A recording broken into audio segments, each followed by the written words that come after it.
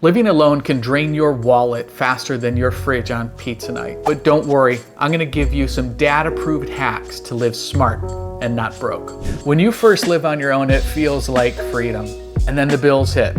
Rent, food, internet. But don't worry, I'm gonna give you some dad strategies so you can continue to live on your own, so that you can save some money and you can enjoy it too. And here's the part that nobody tells you. It is not about making more money. It's actually about plugging the leaks in your budget.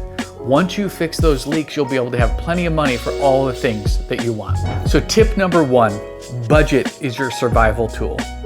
I know you don't want to hear it, but you need a budget. It doesn't have to be complicated. Just track your top 3 spendings: rent, food, and bills. If you don't know where your money is going, it will disappear. Tip number 2, cook at home.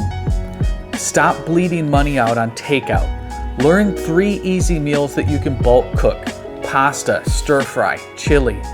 Cook these once, eat all week. Your wallet and your fridge will absolutely thank you. Tip number 3, avoid the subscription traps. Netflix, Spotify, gaming subs, delivery passes. It's $10 here and $15 there. Before you know it, you're broke. Pick 2 that you actually use and cut the rest. Here's your dad rule. If you don't use it weekly, cancel it. Tip number 4, don't ignore utilities. Leaving your lights on, blasting the AC, running your dryer half full. These little habits double your utility bill.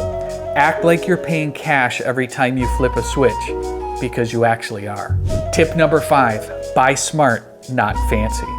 You don't need a $500 couch when you can grab a solid one secondhand. Same with dishes, coffee makers, and TVs.